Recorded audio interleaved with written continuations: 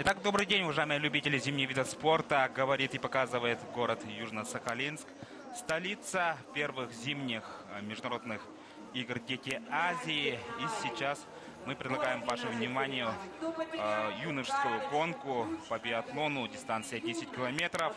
Индивидуальная гонка с 4 огневыми рубежами. Ну, если рассказывать гонку у девушек, час назад закончилась гонка у девушек, где победила спортсменка из Сибири Гришина Анастасия. На второй позиции у нас финишировала Шишукова Арина, представительница Казахстана. И на третьей хозяйка трассы Царева Каролина. Вот так завершилась у нас гонка у девушек. Сейчас мы предлагаем погрузиться в эту атмосферу под названием юношеская гонка на 10 километров, индивидуальная гонка, потому что очень многое будет зависеть сегодня, конечно же, от стрельбы. Если рассказывать про историю игр «Дети Азии», они зародились, скажем так, начали свой путь в Якутии, и 6 летних игр проходили, начиная с 1996 года. Конечно, всегда мы это отмечаем и говорим большое спасибо первому президенту Михаилу Ефимовичу Николаеву. Ну и я напоминаю, что практически Михаил Ефимович является первым кубертеном как раз вот этих игр. Итак, мы видим, что на улице достаточно уже комфортная погода, минус 15, и все готово для, как ко мне сейчас будет подключаться Анна Багалий.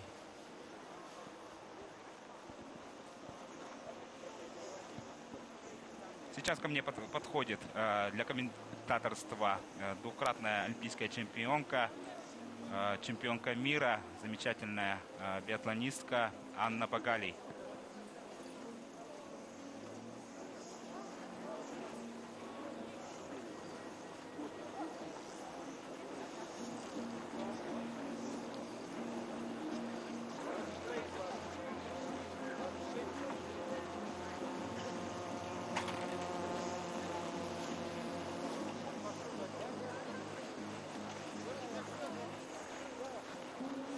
До старта юношей остается 1 минута.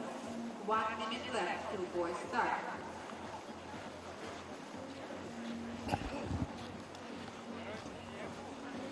Итак, индивидуальная гонка среди юношей, дистанция 10 километров. И к нам подключилась двукратная олимпийская чемпионка Анна Ивановна Багалий. Здравствуйте. Да, добрый день. Добрый день. И будет комментировать Михаил Чугунов. Очень интересная гонка нас ожидает. Скажите, Анна Ивановна, вот какая получается характерная черта именно индивидуальной гонки, потому что все-таки здесь, я так думаю, что будет очень много зависеть от стрельбы. Ну да, прежде всего, конечно, спокойствие, наверное, концентрация. Вот, и каждый рубеж нужно отработать так, как спортсмен, в принципе, умеет. Должен работать как на тренировке, собранно, концентрированно.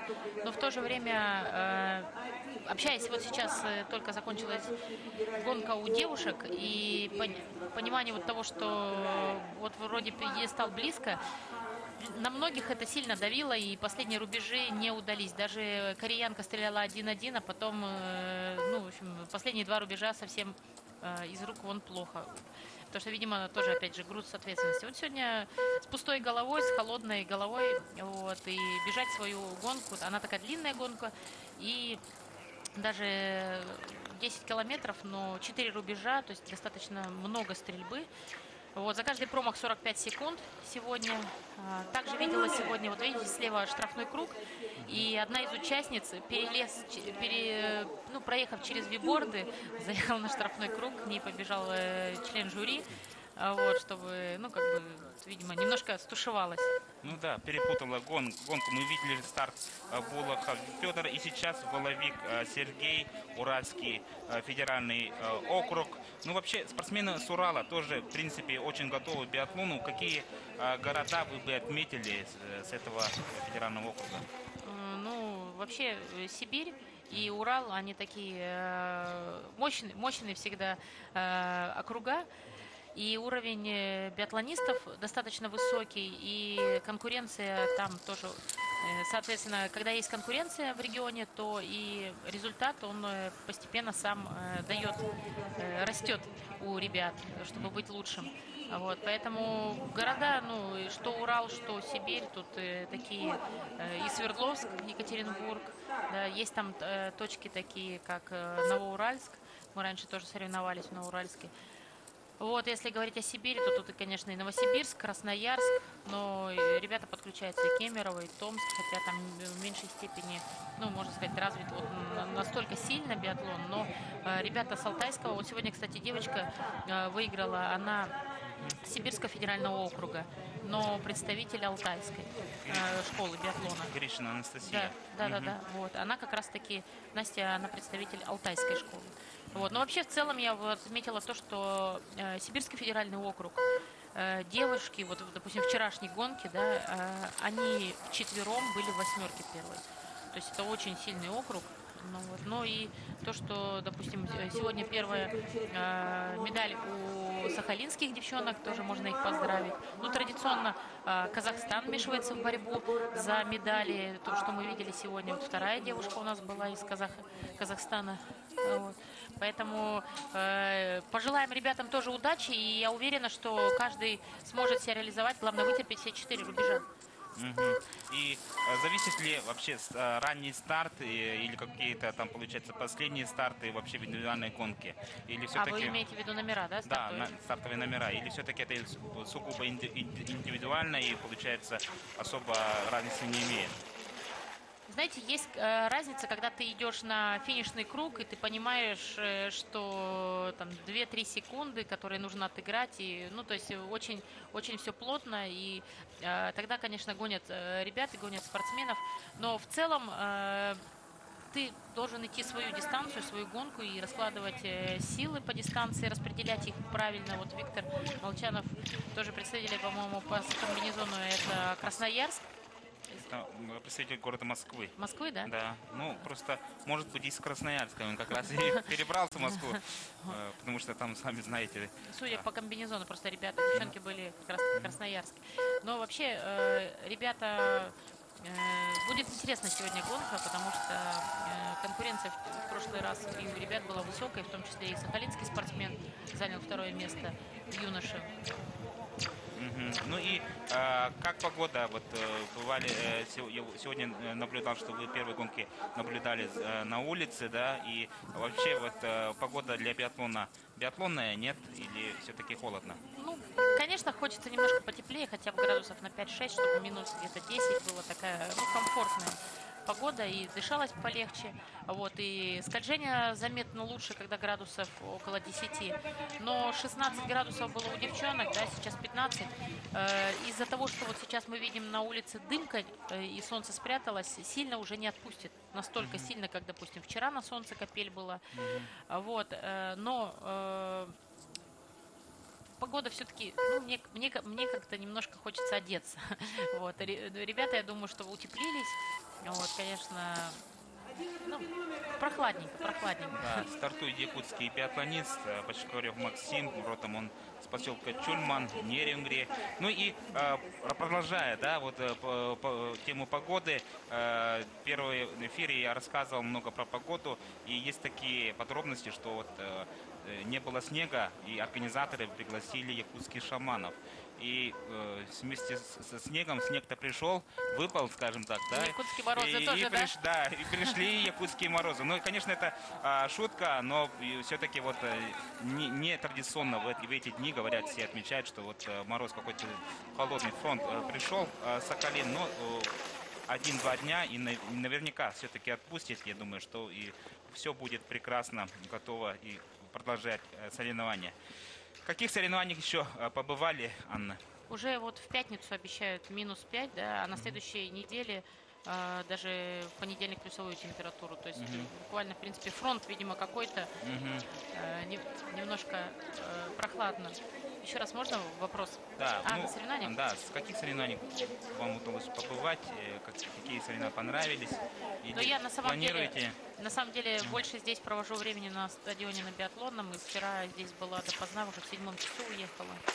Вот, так что можно сказать, полный рабочий день пребываю на лыжно-биатлонном стадионе. Но хотелось посмотреть, если честно, мне очень хочется посмотреть прыгунов на лыжах с трамплина. Вот эту фазу полета. Очень интересен и бег в сноуборде дистанции, то есть горные лыжи. Ну, они стремительные, но в то же время. Говорят, что корейская команда вообще в другой где-то области все остальные, в общем, шорт-треки бегают, да, они прям летают, как будто у них крылья и техника совершенно все другое. Просто космос готовы, да, все это отмечают, и они практически пока лидируют. 14 стартовый номер старт принял как раз вот Республика Кыргызстан, представитель Республики Кыргызстан. Как вообще отмечаете вот этих спортсменов? Они наверняка делают только первые шаги, да, в биатлоне. Ну, я вот честно могу сказать, что я преклоняюсь перед ребятами, потому что нет ни снега, да, где-то готовились специально. Тут у нас, в принципе, условия такие достаточно комфортные. Занимайся не хочу, что называется, да. Катайся и тренируйся. И вроде снега не было, но в то же время находили возможность все-таки готовиться. А у ребят, в принципе, я так понимаю, что они, наверное, лыжи-роллеры включали в подготовку. И мы, кстати, видим, первые спортсмены уже на рубеже стреляют. И да, вот как раз 5-й стартовый номер, спортсмены из Казахстана. Для чего это делается? Вот такие движения? Делается для того, чтобы приток крови пришел к пальцам и стало теплее. Ну, то есть активирует именно движение крови. Вот он греет палец. Но на самом деле это неправильно. Здесь нужно было либо растирать, либо что-то делать такое и делать до рубежа. В целом не запрещено одевать варежку. И можно, если у тебя руки мерзнут, то можно лучше бежать, в общем, в варежке. Вот он сейчас, я думаю, я уверена, что он не чувствует палец, и смысл стрелять как бы, ну, такой. Ну, получается, немножко все-таки морозное, да, и вот чувствует, конечно, какой-то дискомфорт. Ну и хотелось бы вот такую деталь, да, вот именно в индивидуальной гонке. Не надо спешить никуда, или вообще как надо подходить к рубежу, как готовиться? Я бы, знаете, отметила, вот он прям лбом упирается в прицел. Видите? Это тоже может быть не самое лучшее. То есть движение лбом, какие-то минимальные колебания, они уже... Если на старте маленькие колебания, то на финише у мишени могут быть большие уже колебания. Поэтому подготовка должна быть абсолютно четко подогнана. Тут может быть просто желание тоже, опять же, поближе быть к мишени, не знаю даже. Вот, но в стрельбе, конечно, важны компоненты, вот как я уже сказала, да, теплые руки. Вот, для этого различные моменты используют, в том числе теплые варежки, и дополнительно разогревают руки, прячут их куда-то. Вот готовится к старту Хрущев Артем, тоже представитель Якутии, поселок Чульман, личный тренер Лукьянов Александр Владимирович. Ну, пожелаем, конечно, удачи якутским биатлонистам. Есть такая информация, что недавно практически получили в руки винтовки. Вот такой фактор, может быть, и влияет на стрельбу. И вообще, как надо готовиться вот уже возраст, да, вот, дети Азии, именно работать винтовкой? Каждый день практически стрелять? Или все-таки надо какой-то принцип придерживать? Сколько часов, сколько стрельб вообще должен провести биатлонист этого уровня?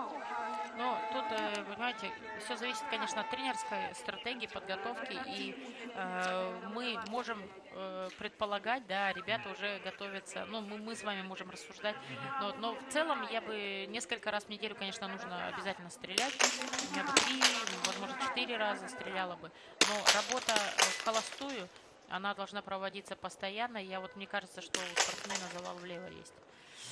Вот, он валится на левое плечо, и вот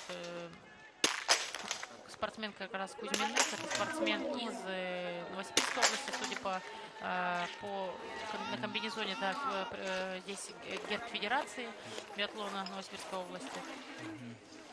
Вот спортсмен с Нюрбы, Республика Саха-Якутия, 15 стартовый номер, мчится Захаров Денис. Вообще, вот такой тоже вопрос, да, получается, стрелять из пневматики, потом переходить на вот такую взрослую уже мелкашку. В каком возрасте все-таки надо это делать и вообще как работать с пневматикой правильно? Но если о пневматике говорить, то я бы посоветовал, конечно, газобаллонное оборудование, винтовки, которые позволяют перейти сразу максимально спокойно в большой биатлон. И есть винтовка, которую группа компаний «Скиммер» сделала совместно с концерном «Калашников».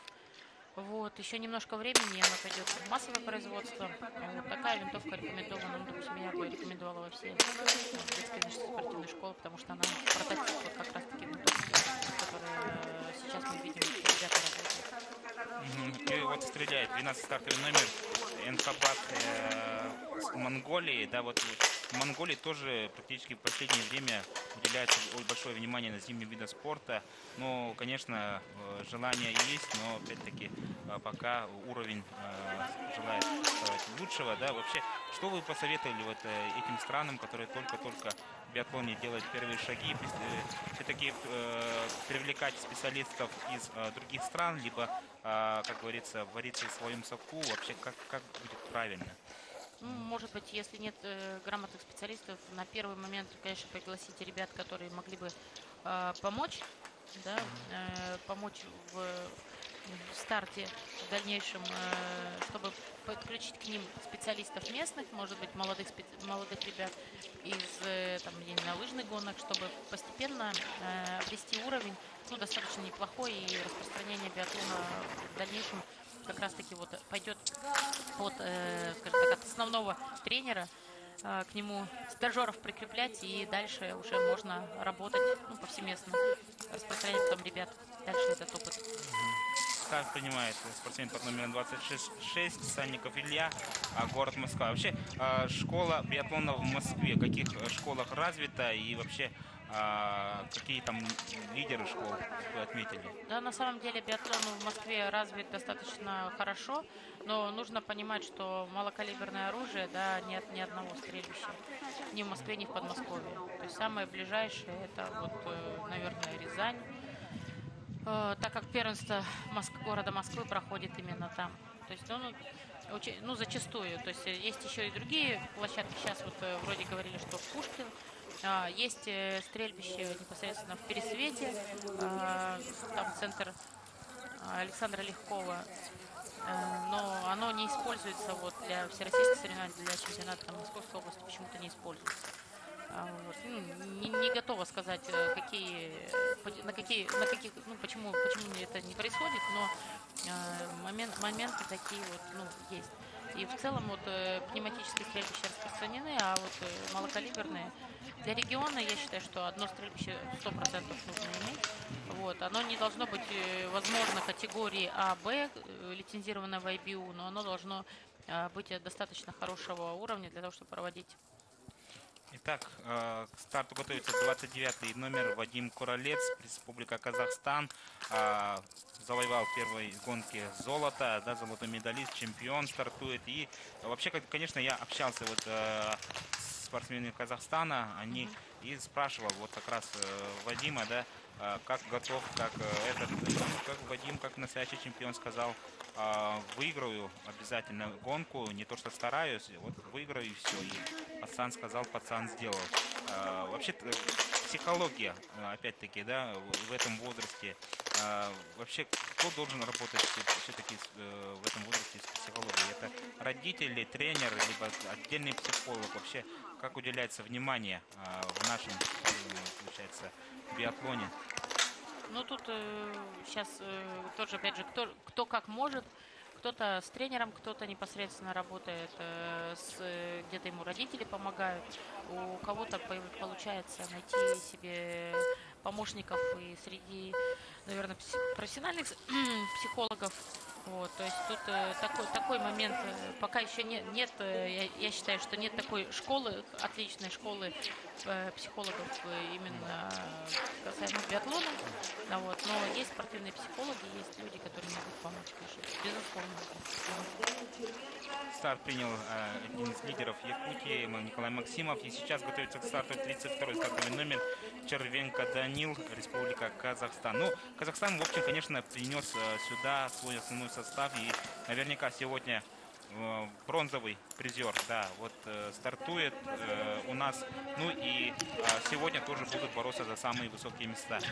Практически с каждым стрельбой у нас будет меняться лидеры, да, вот как было у девушек. Но как вы думаете, сегодня сколько нужно промахов, скажем так, чтобы быть в десятке? Или все-таки прогнозов тут никаких невозможно? И 33-й, да, Пальчевский Роман, Сахалин номер 1, он как раз был в гонке у юношей на второй позиции, серебряный призер.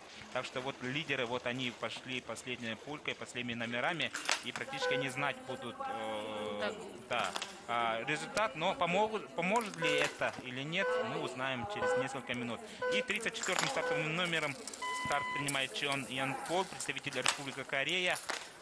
Вот, Анна Ивановна, скажите, пожалуйста, есть лидеры, но опять-таки они поставили себя, ну, тренеры в основном ставили последними номерами, да, зная о том, что как получается, какой результат у промежуточных лидеров, как надо отрабатывать все-таки уже как-то, все-таки больше всего решаться на стрельбе, и после этого, если сколько минут, 5 секунд можно отыграть эти дистанции, как вы думаете?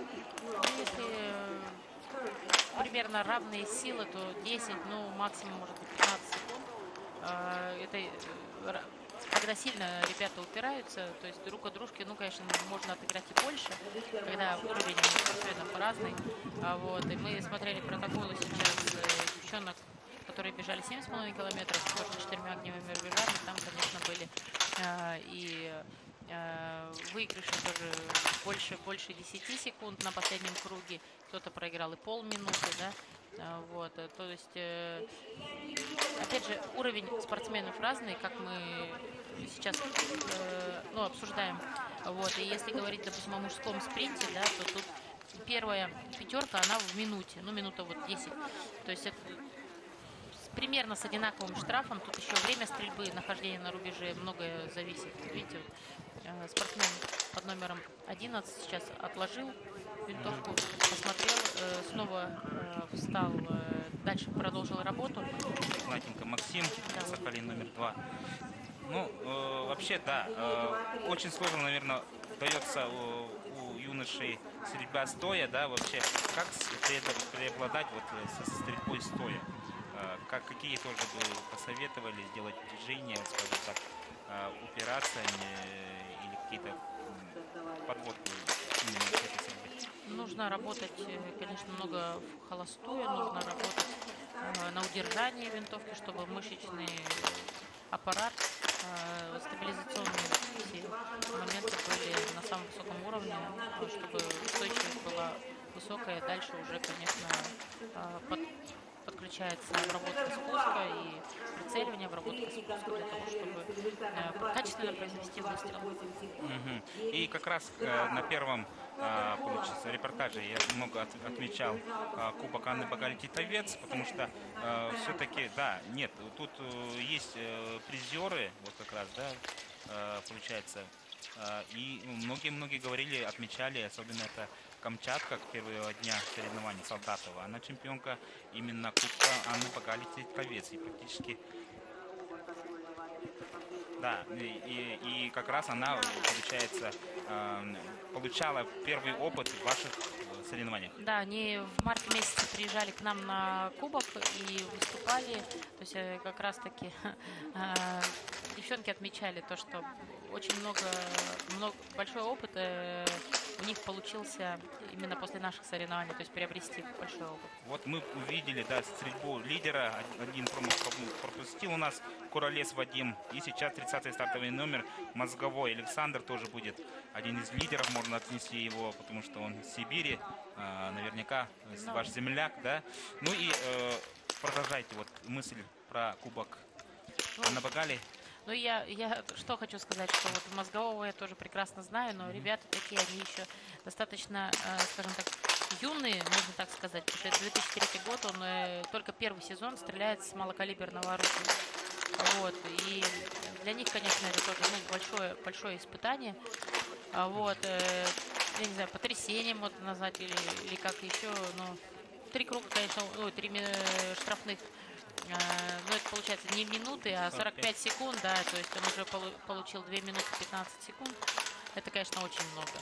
Вот. И отыграть на одном круге даже 45 секунд, это иногда невозможно.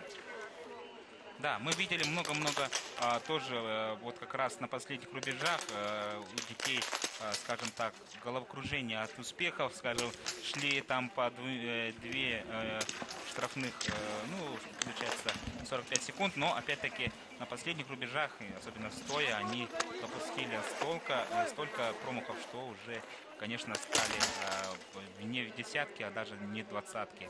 Увидели медаль. Такое тоже бывает, да, вот как раз Юноша, который бронзовый призер Червенко Данил, Республика Казахстан. И мы видим, что все-таки тоже один промах имеет. Ну, у него и в первой гонке был один промах на первом огневом рубеже. Вот, стоя он стрелял 2, то есть всего 3 было промаха. Ну, это такой, знаете, 2-3 промаха с 2 рубежей, это такой средний промах вот в этом возрасте. То есть, когда стреляют чисто, это говорит уже, по очень высоком уровне. Снайпер, да? Снайпер. И вообще, получается, вы были на огневом рубеже. Сегодня есть ветер или как вообще получается, штиль или все-таки порывистый ветер, он существует? Ну, такой он не критичный, позволяет работать, то есть чего-то такого катастрофического я сегодня не наблюдала. Достаточно, вот флаги мы видим тоже висят. То есть он практически нулевой, можно сказать, и позволяет работать. Тут все зависит, опять же, от психологии спортсмена. Нужно настроиться на гонку, как будто у тебя обычная тренировочная работа.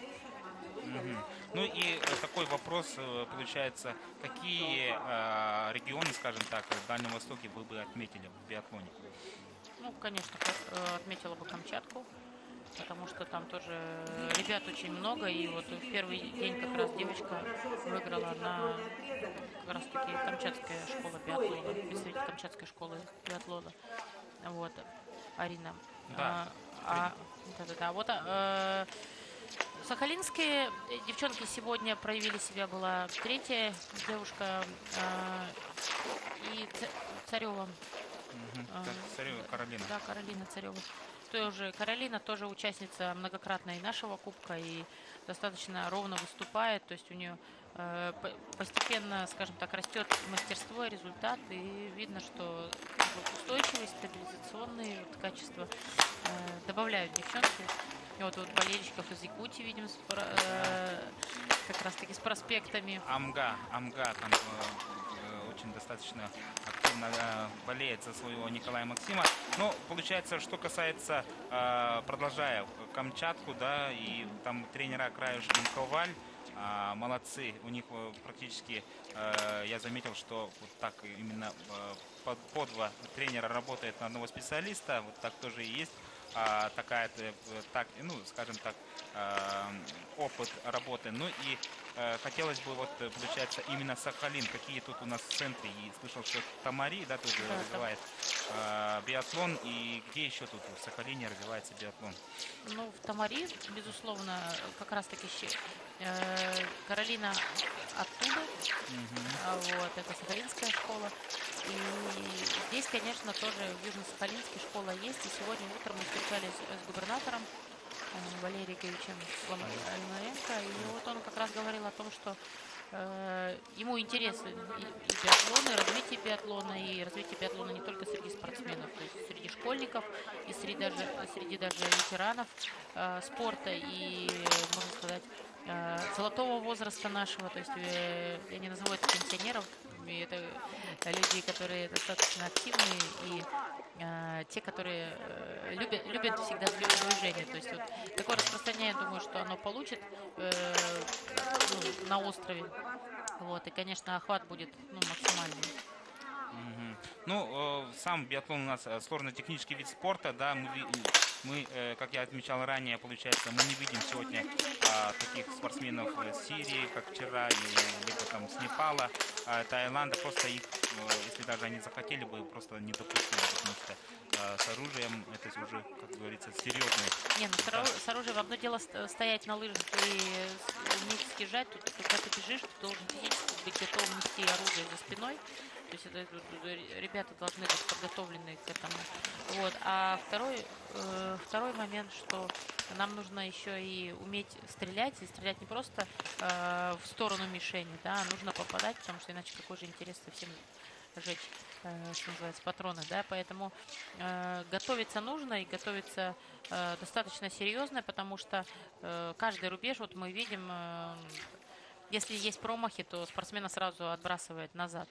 Вот тут, конечно, безусловно, развитие биатлона в странах мы приветствуем, но нужно немножко подготовиться для того, чтобы выступать. И следующий вопрос вот насчет биатлонных винтовок. Сколько вес винтовки и как вообще после стрельбы, да, вот все-таки уходить со стрельбища, он как такой рюкзак, наверное, да, или все-таки не ощущается? Стрельба сейчас мозговой будет стрелять, и спортсмен, да, и спортсмен из Якутии Николай Максимов стреляет вторую стрельбу. Сейчас наверняка будут показывать. Первый один промах имеет в первой стрельбе, и сейчас тоже уже один имеет. Да. Но он достаточно, скажем так, ровно, не совсем много проигрывает, я бы так отметила. То есть он ходом достаточно конкурентоспособен. Вот. И имея один промах, то есть он, да. Нужно собраться еще на вторую половину, скажем так. Конечно. Вот. Безусловно. То есть по ходу, по дистанции он достаточно активно проводит гонку эту. Да, он сам родом из Амги, село Солыгачи, и тоже один из лидеров подошел на свою вторую стрельбу. Червенко Данил, представитель Казахстана, и у него же 2 промаха, даже 3. К сожалению, вот, да. Вот смотрите, Червенко был 3-м, да, а Максимов был 5-м. Вот если брать промежуточный финиш, да, ну, условно, да, так вот, то в первой гонке Червенко 1-2 стрелял, сейчас стрелял 1-3, да? Вот. А Максимов, наоборот, стрелял 1-3, а сейчас 1-1. То есть вот, индивидуальная гонка, она тем и хороша, что 4 рубежа, и спортсмен, с одной стороны, вроде долго стреляет, но с другой стороны, когда он выдерживает вот эти все 4 рубежа ровно, то он, конечно, безусловно, будет высоко. Да, и мы видели как раз много зрителей, болельщиков с Якутии, как раз поддержать приехали Николая издалека. Я знаю, что есть, скажем так, специалисты из спорткомитета, даже директор школы приехал поболеть, поддержать Николая, так что все серьезно. Итак, видим, по-моему, это Крущев Артем стреляет сейчас. Ага, а графика Полыкова показывает. Но вообще, вот как показ вот телекартинки, как вам вообще кажется? Чуть-чуть практически тоже как в Кубках мира, или все-таки надо поработать? Да нет, это нормально, мы просто не видим, кто еще лежит на рубеже, то есть справа можно было бы вывести, конечно, безусловно. Кто еще работает на рубеже, потому что мы видим одного спортсмена и больше никого не видим. Вот. А на самом деле гонка сейчас проходит достаточно интересно и напряженно. И вот мы можем отвлечься, конечно, на стадионе. Есть табло. Вот Молчанов Виктор сейчас, Сибирский федеральный округ, пока возглавляет. Но это после 4-го рубежа. И я думаю, что прошло не так много спортсменов еще на тот момент. Да. Вот. Да. Вот, поэтому тут гонка длинная, как я уже сказала, имеется в виду прежде всего в стрелковом компоненте. И много рубежей. Вот уже первый участник идет на финиш. Вот, а кто-то еще только совсем, скажем так, недавно ушел в гонку. 12 минут находится, там 12,5 минут находится лидер на дистанции, потому что 17 минут стартовое время. Вот Булах Федор, как раз представитель Камчатки, и у меня есть информация, что тренер является Котов, как раз тренер как Малиновского. Где сейчас, по вашим данным, Малиновский Игорь находится? Куда-то он потерялся. Не попадает в основную команду, значит, где-то находится в команде резерва или готовится. Или все-таки пошел летчики? Много было, скажем так, шума, информации, и Губерниев много в своем эфире, да, вот отмечал именно Малиновского. Но, опять-таки, есть такое, что юниорский спорт и взрослый спорт — это две разные вещи. Ну, знаете, две разные вещи, но какой бы ни был талантливый юниор, нужно же реализовываться среди основной группы мужчин-женщин. То есть спорт начинается, когда ты переваливаешь, скажем так, 21 год и начинаешь работать уже по-взрослому. Ну, тогда уже, конечно, совсем другая картина. Да? Вот мы видим, сколько много выиграл спортсмен сейчас, который финишировал у нас. Половик Сергей, да. Уральский федеральный округ. Да, он стрелял 4, но он выиграл очень много, потому что первый номер стрелял крайне неудачно. Да. 29-й стартовый номер — это Куралец Вадим. Чемпион? Да, чемпион сейчас Первого будет дня. стрелять. Ну, чемпион он первого дня, а сейчас он первый день стрелял 1-1. Сейчас мы увидим на графике, когда нам выведут на экран как раз электронную версию гонки. Вот, он стрелял 1-3, то есть это 4 минуты, это очень много. Я думаю, что сейчас Максимов, Николай его опережает. То есть 1,5 минуты на трех кругах, он не думаю, что он опережает. Но видите, собран сейчас, и рубеж прошел чисто, видимо, очень разозлился на себя, мне кажется. Вот, потому что спортсмен, который выиграет первую гонку и вот не попадает. Вот видите, мы сейчас видим, что он из спортсменов, всех, которые 29 человек, которые прошли дистанцию, он сейчас является вторым. То есть 0 на рубеже, как говорят, животворящий 0 делает, да? Вот это вот примерно то же самое. Сейчас как раз будем ждать стрельбу Максимова Николая, да, он уже, смотрю на комментаторское окно, он проходит как раз вот, приближается к стрельбище, сейчас будет стрелять. Вообще, получается, хотелось бы отметить тоже такой фактор, что спортсмены, сейчас будем наблюдать Максимова, потому что положение лежа. Они примерно, я думаю, плюс-минус идут в одни ноги. Не очень много он проигрывает именно по чистому ходу в лесу. Вот сейчас мы видим, вроде кажется, 3 минуты разницы, но у спортсмена 2 минуты только штрафного времени.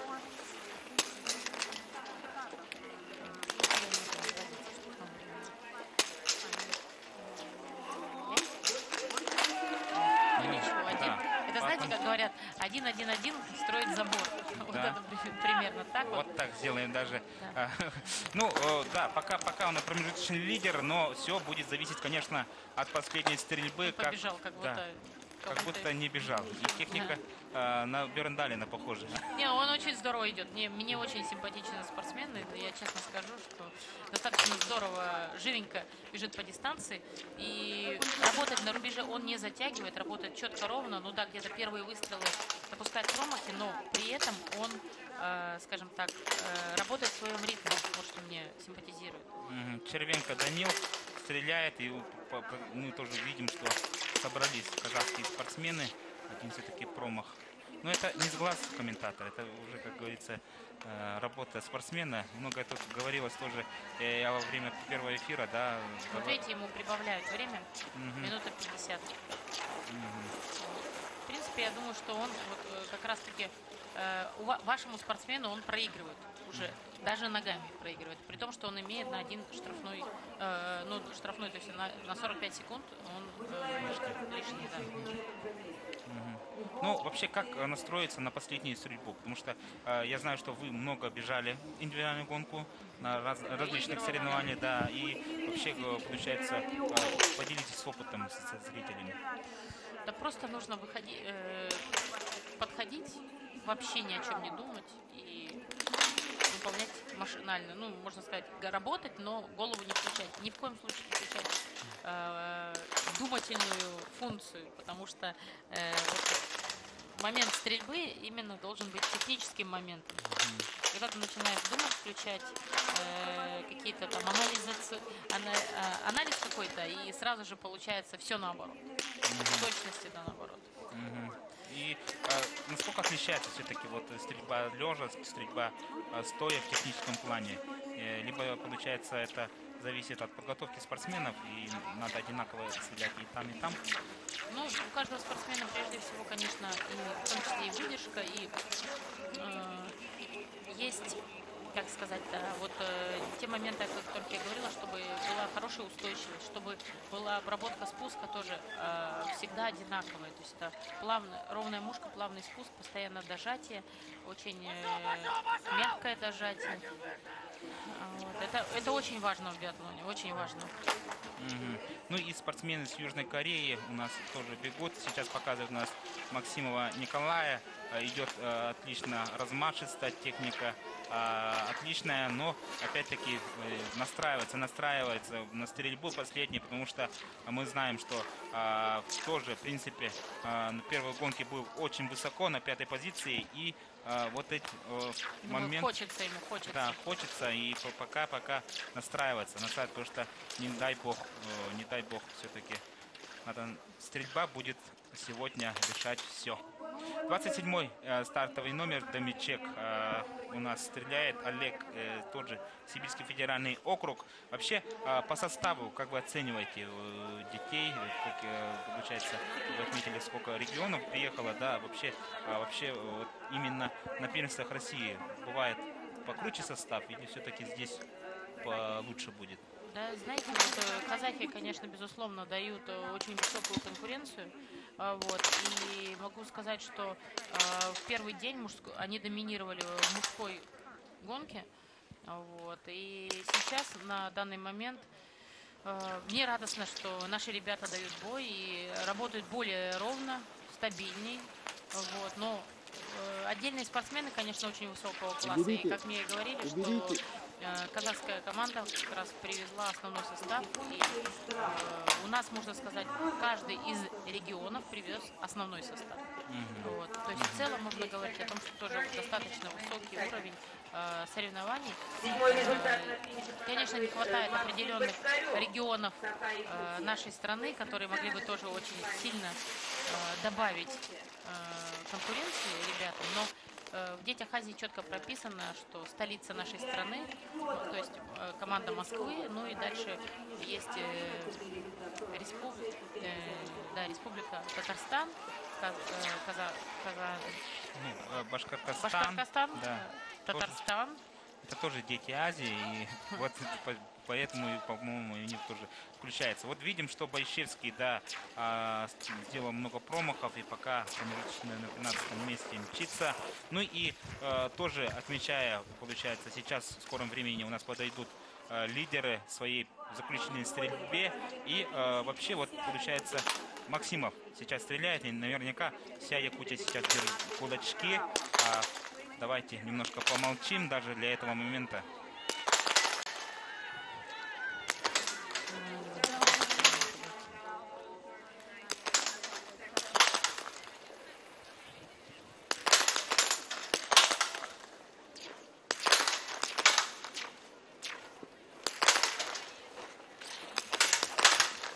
Все, молодец. 4 промаха допустил. Николай Максимов сейчас будет на всех парах мчиться. Наверняка все тренеры будут координировать и контролировать всю гонку. И вот как на спринт побежал у нас Максимов.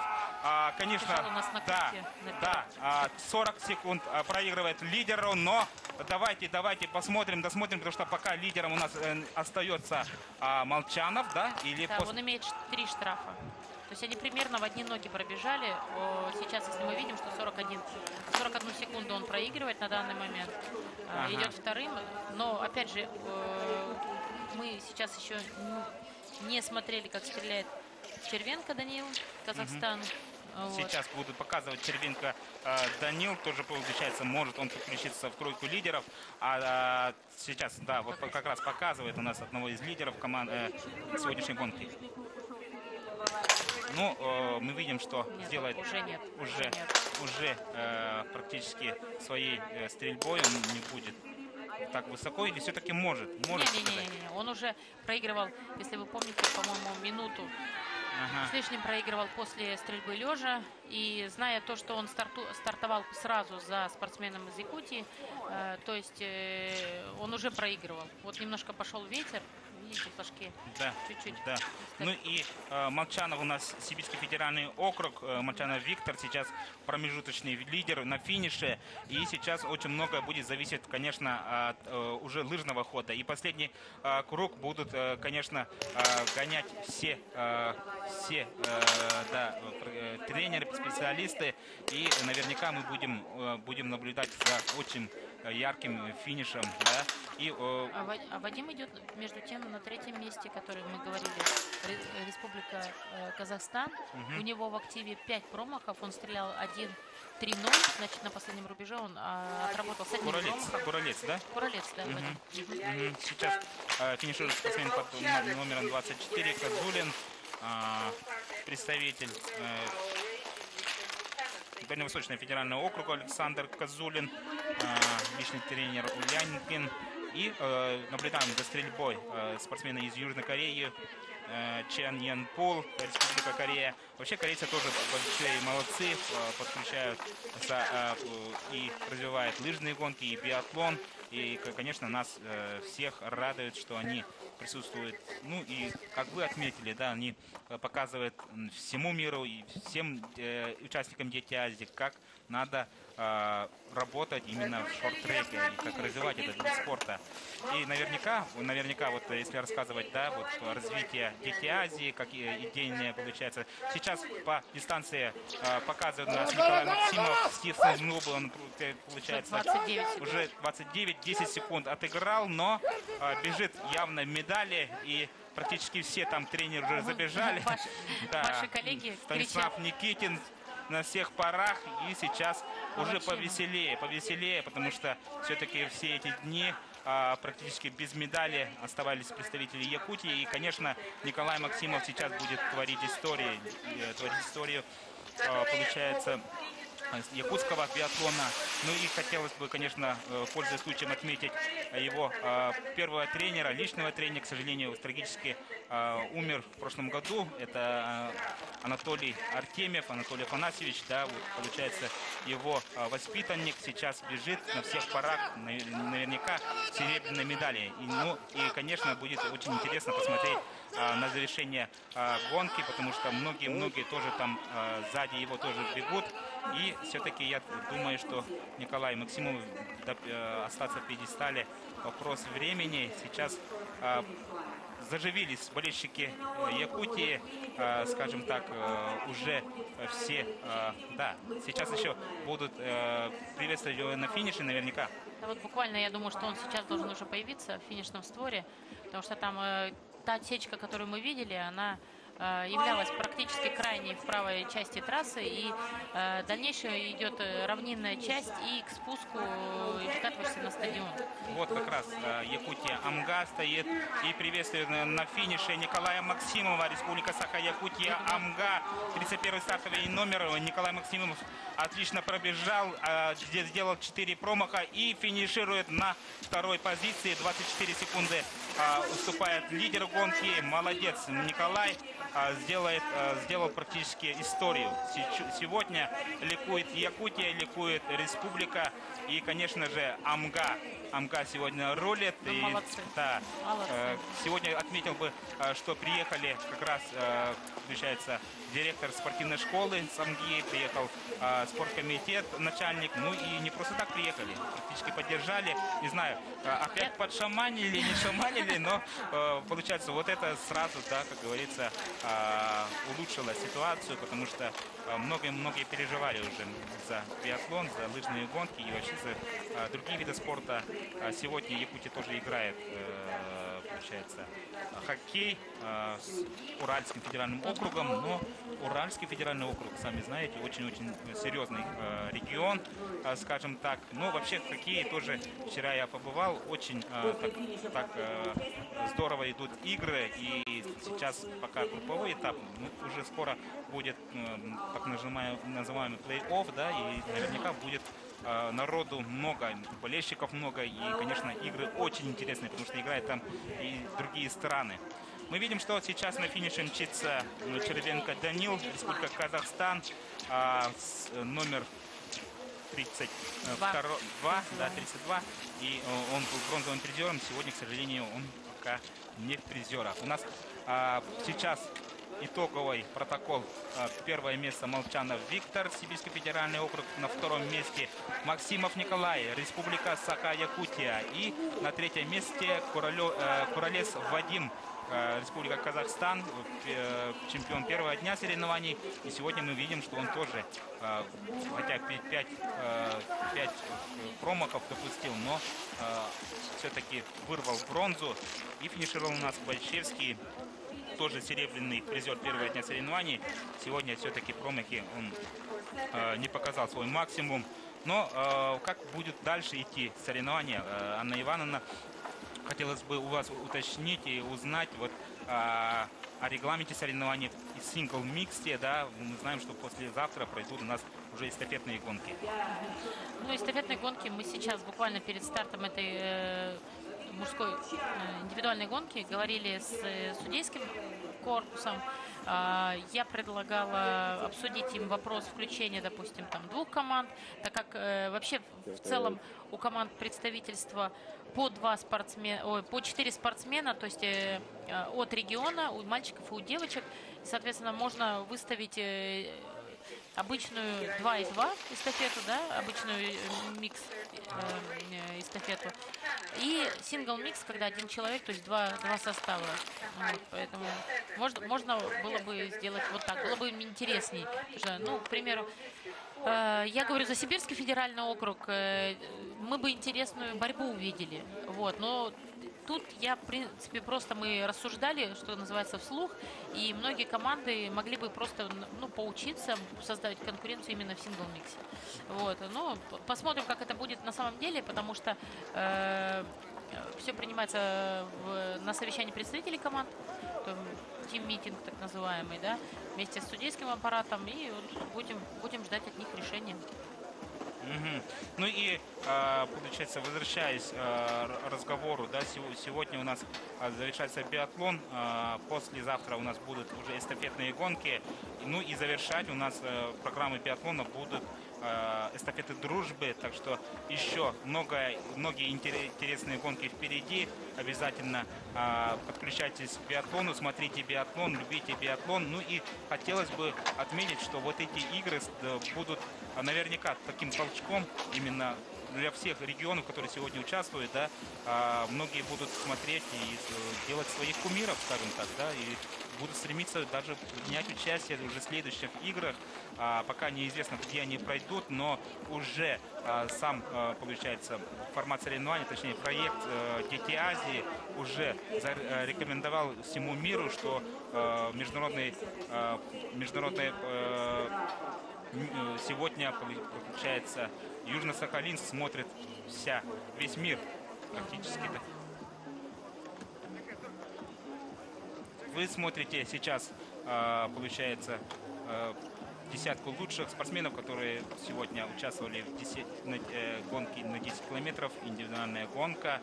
Ну, видим, что практически лидеры остались при своих, 15 лучших заехали практически те лица, которые были первые на спринте.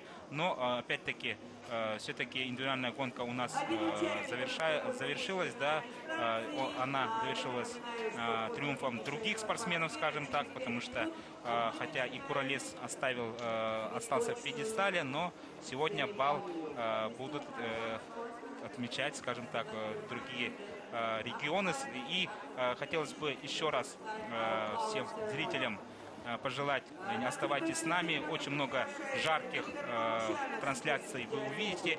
И сейчас тройка лидеров. На третьем месте представитель Казахстана, чемпион первой гонки Куролес Вадим. У нас сегодня пробежал тоже достаточно быстро и допустил 5 промахов, завоевал бронзовую медаль. Всех казахстанских болельщиков тоже поздравляем с этой наградой. И, в принципе, он показал, что все-таки на высшем уровне сейчас обстоят дела в Казахстане. Приехали бороться обязательно и показывать свой максимум. Также второе место. Второй, 29-й стартовый номер, это Куролес Вадим. Ну, я бы хотела, наверное, ответить то, что мы болели за Николая Максимова, который, построив некий забор по одному штрафу на каждом из 4 рубежей, показав удивительную скорость на финишном кругу, отыграв у лидера гонки, у Вадима, у спортсмена, у спортсмена из Сибирского федерального округа, у Виктора Молчанова, практически 17 секунд. Вдвое почти сократил отставание, вот, несся прямо на крыльях к своей серебряной медали. И я хотела поздравить всю Республику Саха-Якутии с почином в медальном зачете именно в биатлоне. Вот. Будем ждать, конечно, таких же успехов и в дальнейшем от ребят, но теперь уже у нас есть фамилии в новой географии, скажем так, биатлонной карты Российской Федерации. Да, ну я и так думаю, что наверняка вот это и показывает у нас чемпиона гонки Виктора Молчанова, да, золотая медаль уходит сегодня в Сибирь. 3 промаха допустил у нас Виктор, бежал очень быстро свою гонку. И мы видим, что практически в одни ноги бегут у нас спортсмены. Это лидеры, да, в одном каком-то моменте в круге, скажем так, и Максимов, и вот Молчанов виделись. Вот такое тоже бывает, и себя они контролируют по ходу гонки. Ну и, конечно, собираются с мыслями на последнем рубеже. И лидеры сегодня большие молодцы, что все-таки сделали столько, поменьше всего, да, промахов, и все-таки финишировали впереди. Итак, у нас на ваших экранах, да, 7-й стартовый номер, это Молчанов Виктор, Сибирский федеральный округ. Красноярск. Красноярск. Вы были правы. Да. Да, вы были правы. У него прям...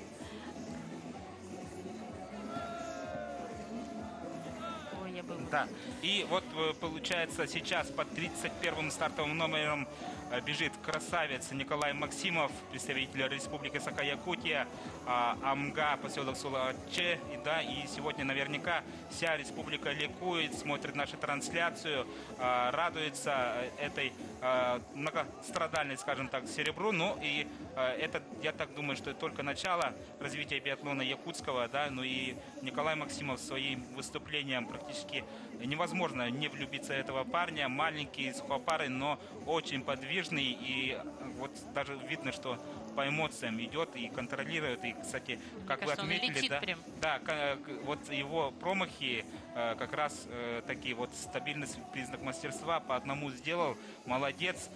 Чуть-чуть не хватило золотой медали, как говорится, да, аппетит приходит во время еды, да, но мы сегодня радуемся серебро на первых зимних международных игр Дети Азии. Якутия ликует, и вот Николай Максимов сегодня основной, первый хедлайнер, да, практически бежит, и его вот это видео наверняка будет много-много будет раз показываться. Ну, я, наверное, хотела передать привет всей Саха-Якутии, вот, и лично главе, да, председателю, министру спорта. Мы вчера провели как раз встречу. Никита Юрьевич, да, и председатель правительства, да, Солодов. Да, здесь тоже присутствовали на открытии, то есть, может, вот этот весь заряд, тот, который ребят напутствовали, я уверена, все руководители, конечно, так как игры начинались, уже история достаточно длинная, 20 лет, и вот, наконец-то, зимние виды тоже вошли в этот исторический момент. Хочется, наверное, вот просто от всей души пожелать развития в регионе биатлона. Вот вчерашняя встреча, мы обсудили точки роста и уверена, что весной встретимся и все распишем, обговорим, и дальнейшие у нас не только один спортсмен, не только Николай Максимов будет иметь претензии на первую тройку, но и уверена, что и другие ребята тоже. Итак, вы смотрели первые зимние игры Дети Азии, показывает город Южно-Сахалинск. Ну и для вас работали комментатор Михаил Чугунов и замечательная двукратная олимпийская чемпионка Анна Ивановна Багали. Всем спасибо, любите биатлон, как мы, развивайте зимние виды спорта. Ну и с любовью с Сахалина с первых международных игр Дети Азии. Всем спасибо, всем До свидания. До свидания. Спасибо большое за эфир.